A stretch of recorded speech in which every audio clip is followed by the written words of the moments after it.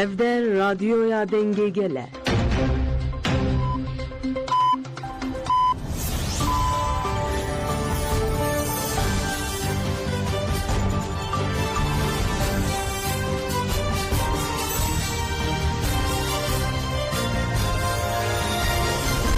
ئەم کاتتان باش بیسەرانی هێژار لا ناوەندی هەواڵەکانی ڕادیۆ دەنگی گەل بە یارمەتی هاوکارانم گشتی هەواڵەکانی ئەم کاتژمێرەتان پێشکەش دەکەین. نووسینگەی یاسایی سەدا سەبارەت بە دیداری 23 تەشری یەکەم لەگەڵ ڕێبەر ئاپۆ ڕاگەیاندراوێکی بڵاو کردەوە و داوای کرد پێشلکردنی سیستماتیکی مافەکانی مرۆڤ لە ئیمراڵی کۆتایی پێبهێندرێت و دەرفەت بە پارێزەران بدرێت دیدار ئەنجام بدەن. نووسینگەی یاسایی سەدا سەبارەت بە سەردانی پەرلەمانتاری دەم پارتی عومەر ئۆجەلان بۆ ئیمراڵی ڕاگەیاندراوێکی بڵاو کردەوە. لە ڕاگەیاندراوەکەدا هاتووە موەکیلەکەمان بەڕێز ئۆجەلان و برازاکەی بەڕێز عومەر ئۆجەلان لا چوارچەوەی سەردانی بنەماڵەدا دوێنێ دیداریان ئەنجام داوە.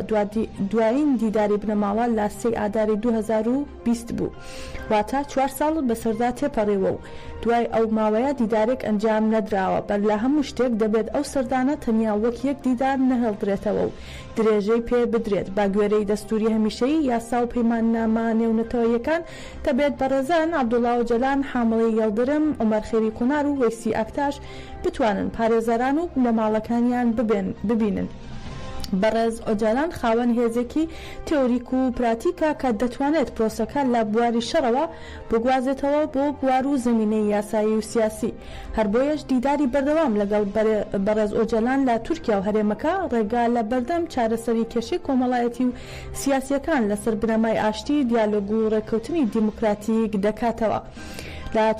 لەم چوارچەوەیەدا ئێمە دەڵێن دەبێت پێشلکاریە سیستەماتیکەکانی مافی مرۆڤ کە لە ئیمراڵی بەردەوامن کۆتاییان پێبهێندرێت. مافی دیدار لەگەڵ پارێزەران و بنەماڵەکان کە لە ساڵی 2019ەوە ئاستەنکراوە با گوێرەی یاسا جێبەجێ بکرێت.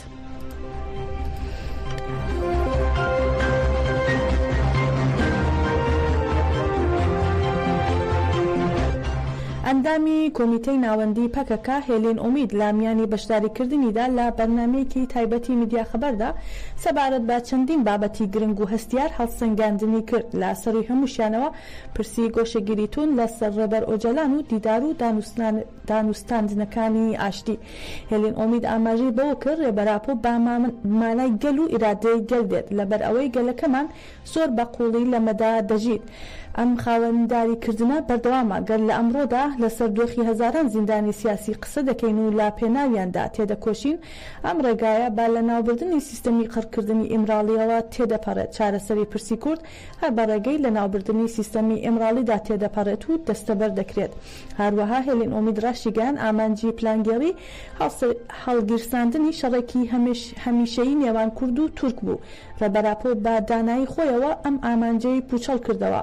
پێویستە گەل زۆر بەباشی لەمە تێبگات و هەڵویست نیشان بدات، چونکە پلانگێڕی بە ئێستاشەوە بەردەوامە. لە بەردەوامی قسەکانیدا باسی لەوە کرد تێکۆشانی ڕێبەر ئاپۆ بۆ چارەسەری پرسی ئازادی هەموو گەلانی جیهانە، بۆیە ئەو شتەی پێی دەکوترێت پرسی کورد بە مانای پرسی مرۆڤایەتی دێت. دەتوانین ئەم دیالکتیکە بۆ گەلانی دیکەش بەکاربهێنین.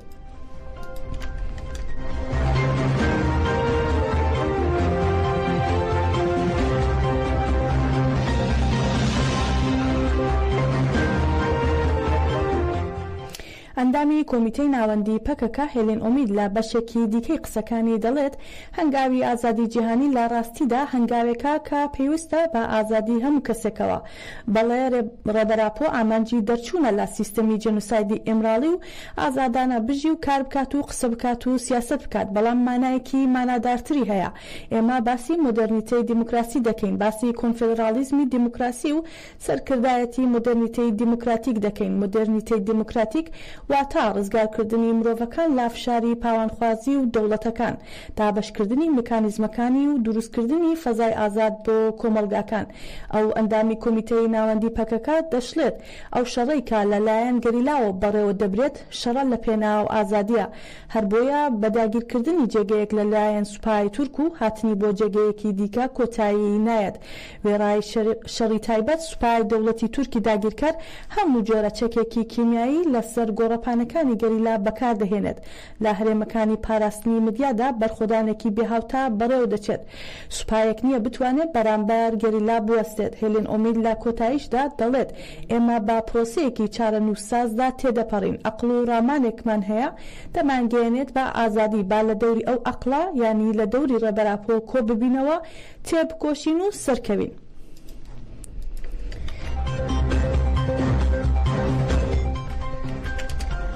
کەجەدەکە ئوروپا ڕایگەیاند لە دژی هێرشەکانی دەوڵەتی داگیرکەری تورک لە سەرگەلی کورد داوای بەرخۆدانی گەورە دەکەین دەشڵین ڕۆژ خاوەنداریکردنە لە خاک و بەرخۆدانی ڕێبەراپۆ لە ئیمراڵی کۆنگرەی کۆمەڵگەی دیموکراتیکی کوردستانیان لە ئوروپا کەجەدەکە سەبارەت بە هێرشەکانی دەوڵەتی داگیرکەری تورک ڕاگەیاندراوێکی بڵاو کردەوە و لە ڕاگەیاندراوەکەیدا هاتووە لە دژی هێرشە قڕکاریەکانی دەوڵەتی داگیرکەری تورک لە سەرگەلی کورد داوای خودانی گەورە دەکەین.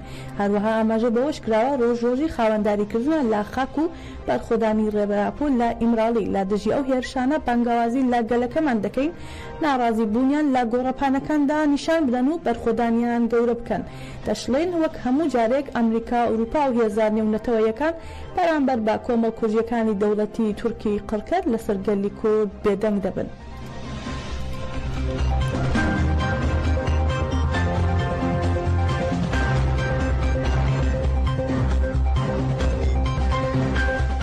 لا چالاکی دانیشتن لە شاری جنێڤی سویسرا شەهید بێریتان هێوی گوڵناز کارەتاش سمبۆلی تێکۆشانی ئازادی کوردستان بەشکۆوە یادکرایەوە.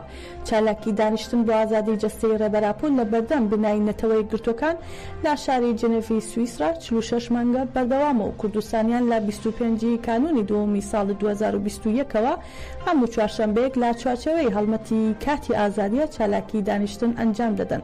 لە چالاکیەکەی ئەم هەفتەیەدا سمبۆلی تێکۆشانی ئازادی کوردستان گوڵناز کارەتاش بە ناسناوی بێریتان هێوی یادکرایەوە کە لە شەڕی ساڵی 1992 دژی داگیرکاری و خیانەت چالاکی فدایی ئەنجامدا.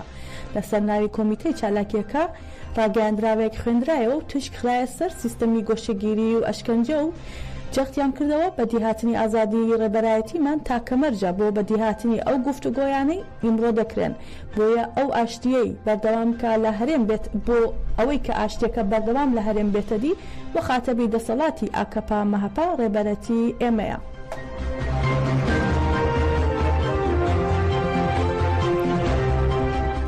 دەستەی بەڕێوەبردننی دەم پارتی بڵاوی کردەوە داوا دەکەین بردومانکردنی ناوچەند مەدەنیەکان دەست بەجێ کۆتایی پێبهێنرێت. دەشڵێن داوا لە هەموو لایەک دەکەین ڕێگاکانی چارەسەری ئاشتیانە و گفتوگۆ قبول بکەن. دەستەی بەڕێوەبردننی ناوەندی پارتی دیموکراسی و یەکسانی گەلان دەم پارتی سەبارەت بە هێرشەکانی دەوڵەتی داگیرکەری تورک ڕاگەیاندراوێکی بڵاو کردەوە و لە ڕاگەیاندراوەکەیدا هاتووە هێرشەکان دژی خەڵکی مەدەنی پێشتکردنی پێوەرەکانی یاسای نێودەوڵەتیە و داوا دەکەین بردومانکردنی ناوچەند مەدەنیەکان دەست بەجێ کۆتایی پێبێت. هەروەها ئاماژە بەوەش کراوە ئەو هێرشە ئاسمانیانەی دوای هێرشی بۆ سەربارەگای تووساش لە کەهرەمان کازان لە ئەنقەرە دەستی پێکردووە تەنیا ڕووداوەکانی توندوتیژی لە ناوچەکە قوڵتر دەکاتەوە. باستیان لەوەش کردووە بردومانی زۆرێک لە ناوەندەکانی باکو و ڕۆژهەڵاتی سووریا بە تایبەتی لە کۆبانی ژیانی زۆرێک لە خەڵکی مەدەنی دەخاتە بەر مەترسی و وێرانکاریەوە.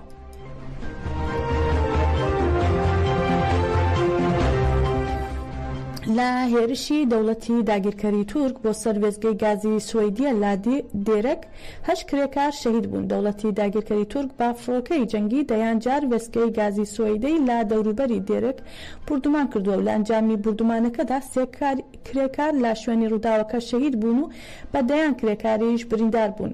هەروەها لەو کرێکارانەی کە برینەکانیان قورس بوو 5 کرێکاریان شەهید بوون.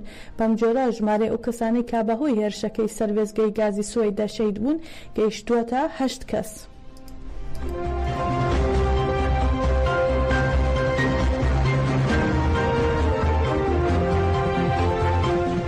دەوڵەتی دەوڵەتی داگیرکەری تورک جارێکی دیکە با فڕۆکەی بێفڕۆکەوان ناوەندی قامیشلو شاری کۆبانی و گوندێکی سەربا شاری عامودی لە ڕۆژاوای کوردستان بردومان کرد.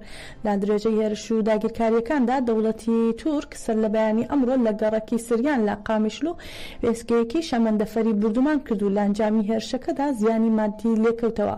هەروەها فڕۆکە بێفڕۆکەوانەکانی دەوڵەتی داگیرکەری تورک جارێکی دیکەش هێرشیان کردە سەر ناوەندی شاری کۆبانی و تا ئێستا هیچ زانیارێک لەسەر زیانەکانی بردومانەکە لە بەردەستان نییە.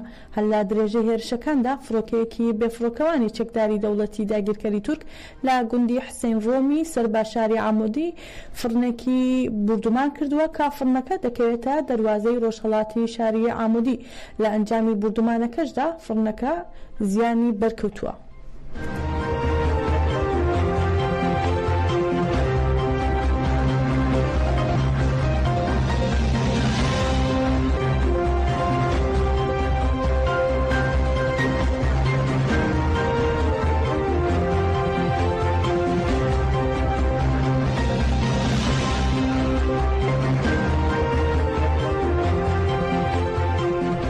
لە ئەنجامی هێرشە زەمین و ئاسمانیەکاندا لە سەرانسەری باکوور و ڕۆژهەڵاتی سووریا 4 هاوڵاتی کامنداڵێکیان تێدا بوو شەهید بوون و 15 کەسیش بریندار بوون. کەسی ئەندامی هێزەکانی ئاسایشی ناوخۆیان تێدایە. سوپای داگیرکەری تورک با فڕۆکەی جەنگی و فڕۆکەی بێفڕۆکەوان و چەکی قورس چەندین ناوچەی باکوور و ڕۆژهەڵاتی سووریای کردا ئامانج.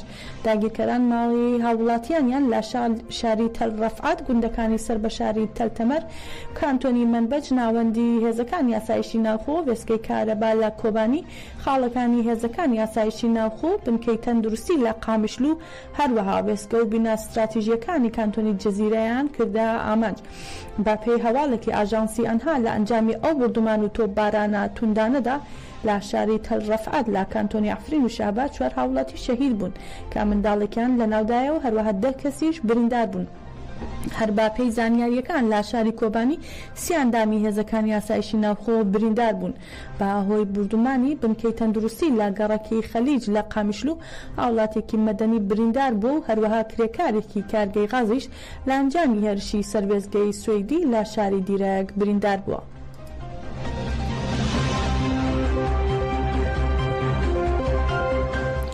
لەلایەن دەوڵەتی داگیرکەری تورک با فڕۆکەی بێفڕۆکەوان هێرشکرای سەر شنگال و لە ئەنجامی هێرشەکەدا ژنەیەک بریندار بووە. با پێی زانیاریەکان لەلایەن دەوڵەتی داگیرکەری تورک با فڕۆکەی بێفڕۆکەوان هێرشکرای سەر گوندی بارەیی سەربا خانەسوور و شارۆچکەی دووگرێ لە سنووری شنگال.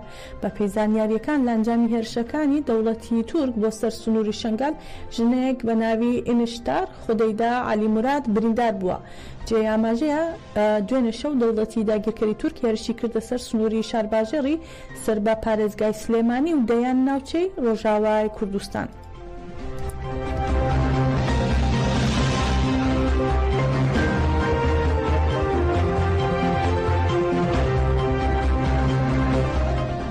میدیاکانی ڕۆژهەڵاتی کوردستان بڵایان کردەوە لەلایەن دەسەڵاتدارانی ئێرانەوە سزای زیندانیکردن بەسەر هاوڵاتیەکی کوردی خەڵکی مەریوان سەپێنراوە. دەشڵێن ئەو هاوڵاتیە بە تۆمەتی پرۆپاگاندا لا دژی دەوڵەت سزا دراوە.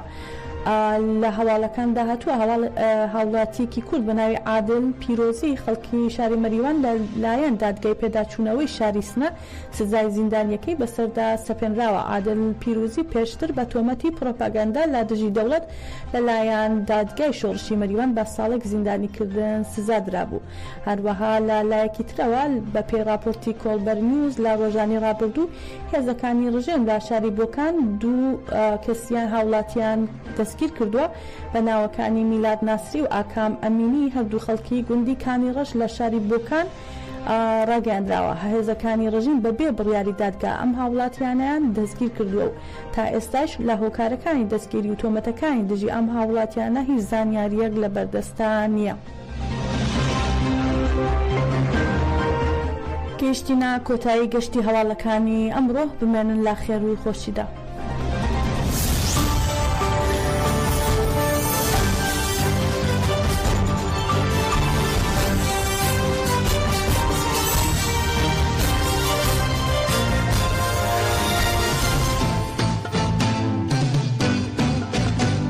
برنامه هنر، برنامه که دیروکا چاند و جهل بست